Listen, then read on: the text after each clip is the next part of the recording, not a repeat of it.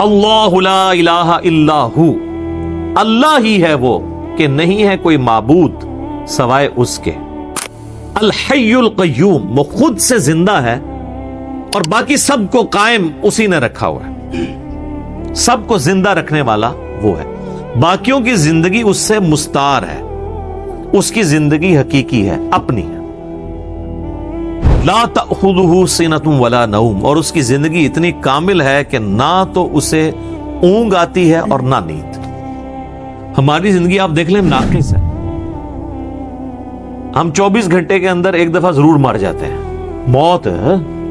موت نیند کی بہن ہے نا، اسی لیے آپ دیکھیں آپ کو جو رات کو سونے کی دعا سکھائی گئی ہے صحیح بخاری میں، اللہم بسمک اموت و احیا اور اللہم باسمک اموت و احیا، دونوں الفاظ درست ہیں، تیرے نام سے زندہ ہوتا ہوں اور مرتا ہوں۔ اور صحیح بخاری میں جو صبح اٹھنے کی دعا ہے وہ تو ہے ہی ہے، اس میں تو ڈائریکٹ کلیئر ہو گیا۔ یہاں تو پھر بھی کوئی کہہ سکتا ہے کہ ایمبیگوٹی ہے کہ یہ اس نیند کا بھی ذکر نہیں ہے، لیکن اس میں تو واضح ذکر ہے، الحمدللہ الذی احیانی بعد ما اماتنی، یا احیانا بعد ما اماتنا، جمع کے سیغے سے ہو، وَإِلَيْهِ النُّشُورُ، تمام تعریفیں اس ذات کے لیے جس نے ہمیں مرنے کے بعد دوبارہ زندہ کر لیا۔ پھر سورہ الزمر میں بھی آتا ہے کہ اللہ تعالیٰ ہی ہے جو رات کو جب تم سوتے ہو تو تمہارے نفس کو قبض کر لیتا ہے، پھر جس کو اپنے پاس رکھنا ہوتا ہے اسے روک لیتا ہے، جس کی باقی ہوتی ہے اس کو دوبارہ واپس بھیج دیتا ہے۔ تو نیند بھی موت کی ایک فارم ہے۔ ہماری جو زندگی ہے وہ بھی ناقص ہے، ہم ڈیپینڈنٹ ہیں اللہ کے اوپر، اس اعتبار سے کہ جب چاہے وہ سانس روک لے، اور اس اعتبار سے بھی کہ 24 گھنٹے میں ہمیں ایک دفعہ سونا ہی پڑتا ہے، ادروائز آپ اگلے 24 گھنٹے، دنیا کا ذہین ترین آدمی، دنیا کا طاقتور ترین آدمی کتنے گھنٹے جاگ سکتا ہے؟ یہ بزرگ جو جاگتے رہے ہیں نا 1-1 سال یا 2-2 سال، کہانیاں نے، کوئی نہیں اٹھ جاگ دے، جس کو ہے نا اس کو لے کے جاگ کے بتائے کوئی، اور کہتے ہیں جناب 3 سال تک کھایا پیا نہیں ہے۔ اس کے ساتھ اس کہانی کو کمپلیٹ کیا کریں، ساتھ یہ بھی کہا کریں کہ نہ کھادا پیتا نہ پیشاب کیتا، کیونکہ اگر کھایا پیا نہیں ہے تو پیشاب تو کھانے پینے کے ساتھ ہے نا، آپ کھانا پینا چھوڑ دیں پیشاب ختم ہو جائے گا۔ یہ ساتھ کیوں نہیں کہتے ہیں کہ 3 سال تک پیشاب بھی نہیں کیا، اور پھر اس طرح کا بندہ لے کے آنا، اس کا جو ہم کریں گے نا وہ ہماری ویڈیوز میں ریکارڈ ہے، آج چھوڑ دیں۔ لہو ما فی السماوات و ما فی الارض، اسی کے لیے ہے آسمانوں اور زمین کی بادشاہی۔ اچھا، آسمان ہمیشہ جمع کے سیغے کے ساتھ آتے ہیں، زمین سنگولر کے سیغے کے ساتھ، سوائے ایک پارہ نمبر 28 کے اندر کہ اللہ نے 7 آسمان پیدا کیے اور اس کے مثل زمینیں بھی، چونکہ یہ اللہ تعالیٰ کی طرف سے ایک میریکل پلانٹ ہے روئے ارض، زندگی ابھی تک یہیں پہ دریافت ہوئی ہے جس زندگی کو ہم جانتے ہیں، اس لیے اللہ تعالیٰ اسپیشلی اس کا ذکر کرتا ہے۔ تو قرآن میں جب بھی آیا نا کہ آسمانوں اور زمین کی بادشاہت سے مراد پوری کائنات، من ذا الذی یشفع عندہ الا باذنہ، کس کی جرأت ہے کہ اللہ کے حضور کسی کی شفاعت اور سفارش کر سکے سوائے اس کے اذن کے؟ ظاہر ہے کسی کی جرأت نہیں ہے۔ دنیا میں سفارش یہ ہوتی ہے کہ کسی شریف آدمی کو پکڑ کے پولیس لے گئی ہے تو ایک وہاں کا بڑا آدمی جا کے سفارش کرتا ہے کہ جی آپ کو غلط فہمی ہوئی ہے، میں اسے شروع سے جانتا ہوں، بڑا شریف آدمی ہے۔ اب اللہ کو اس طرح کی سفارش تو کوئی نہیں کر سکتا کہ یا اللہ آپ کو غلط فہمی ہوئی ہے، بندہ غلط پکڑ لیا آپ نے، ایسے تو ہو ہی نہیں سکتا۔ اسی لیے اللہ نے کہا کہ اس کی جرأت ہے کہ مجھے کہے، مجھے سفارش کرے کسی کی، میرے کہنے سے نہیں۔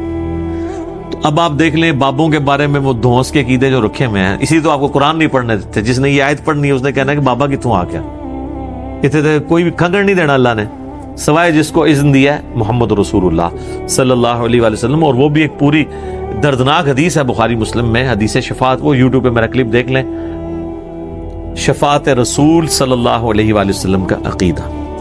یعلم ما بین ایدیہم وما خلفہم، وہ جانتا ہے جو ان سے پہلے ہو چکا، جو ان کے بعد ہونے والا۔ یعنی اللہ تعالیٰ ہمارا جس کی سفارش تم میرے پاس لے کے آؤ گے نا، مجھے پتا ہے اس نے پہلے کیا کیا اور آندہ کیا کرنا ہے، مجھے بتا رہے ہو۔ اور ایک معنی یہ بھی ہے کہ جو سفارشی بھی ہے نا، اللہ تعالیٰ ان کو بھی جانتا ہے کہ ان کا علم پہلے کا کیا تھا اور بعد کا علم کیا ہے۔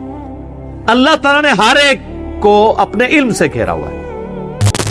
وَلَا يُحِيطُونَ بِشَيْءٍ مِّنْ عِلْمِهِ إِلَّا بِمَا شَاءَ، اللہ کے علم کو کوئی نہیں گھیر سکتا سوائے اللہ تعالیٰ جس کے لیے چاہے تو اس کے اوپر کوئی علم آشکار کر لے.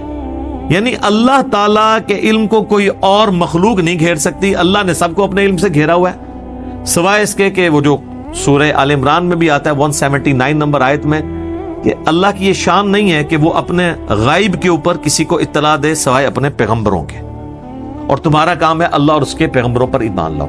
پیغمبر وہ ہستی ہوتی ہے کہ جس کو اللہ تعالیٰ غیب کی خبریں دیتا ہے، غیب کا علم دیتا ہے اتنا جتنا اس کے لیے پسند فرماتا ہے.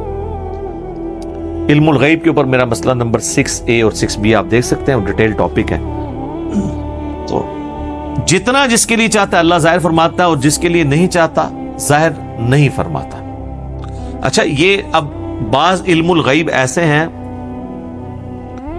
جو اللہ تعالیٰ نے انبیاء کرام کو دیے، اور بعض یہ ہیں جو ہمارے اعتبار سے وہ آپ سمجھ لیں ان سین علم ہے، لیکن جو کہ وہ فزیکل ورلڈ کے ساتھ تعلق رکھتے ہیں، اس لیے ہم اس کو علم الغیب کا لفظ تو نہیں بول سکتے، لیکن چھپے علوم ہیں. جیسے سائنٹیفک جو بڑے بڑے راز ہیں اس کائنات کے، وہ لوگوں نے دریافت کی. میگنیٹک فیلڈ کا دریافت کرنا، کمپاس بنا لینا. فیراڈے نے آج سے 200-300 سال پہلے ہی ہوا نا بجلی والا معاملہ. دنیا میں بجلی آئے ہوئے میکسیمم 150 سال گزرا ہے، اس سے پہلے بجلی نہیں تھی. تو ایک انسان پہ اللہ نے راز کھولا ہے نا کہ اگر کسی کنڈکٹر کو میگنیٹک فیلڈ کے اندر موو کیا جائے تو اس میں وولٹیج پیدا ہو جاتی ہے، ای ایم ایف انڈیوس ہو جاتی ہے. یہ فیراڈے کو اللہ نے راز سمجھا دیا نا. نیوٹن کو کئی ایک چیزیں باتیں سمجھا دی، آئنسٹائن کو سمجھا دی. تیل زمین سے نکل آیا، گھڑی بنا لی، اتنی ساری چیزیں ہیں، جہاز بنا لیے، جیٹ انجن بنا لیے. تو یہ اس کائنات کے راز اللہ تعالیٰ لوگوں پہ کھولتا ہے. وسع کرسیہ السماوات والارض، اسی کی کرسی نے آسمانوں اور زمین کو گھیرا ہوا ہے.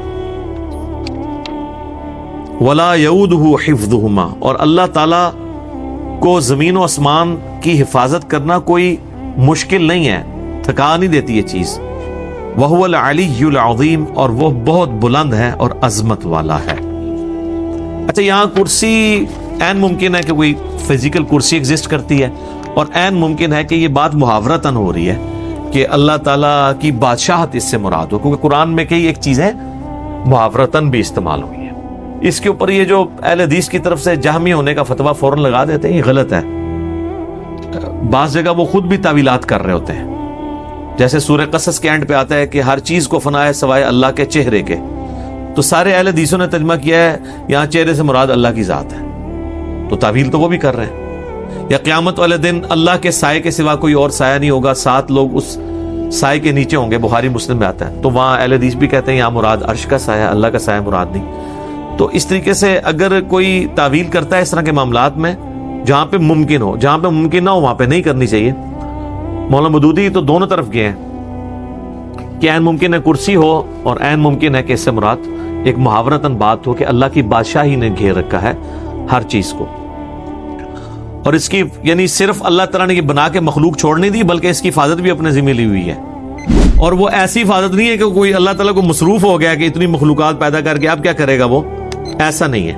بلکہ وہ اللہ تعالیٰ نے پہ کوئی گرا نہیں ہے اس کی. وہ تو سورۃ الانعام میں ہے کہ زمین کی گہرائیوں میں کوئی دانہ نہیں پھوٹتا، نہ زمین کے اوپر نہ سمندروں میں کوئی پتا بھی گرتا ہے مگر اس کے علم سے. اور اتنا کامل علم ہے کہ اللہ نے یہ سب کچھ ہونے سے پہلے لوح محفوظ میں لکھ لیا ہے. تو ایک ڈیٹیل طلب ٹاپک ہے. وَهُوَ الْعَلِيُّ الْعَظِيمُ، اور وہ بلند ہے اور عظمت والا ہے.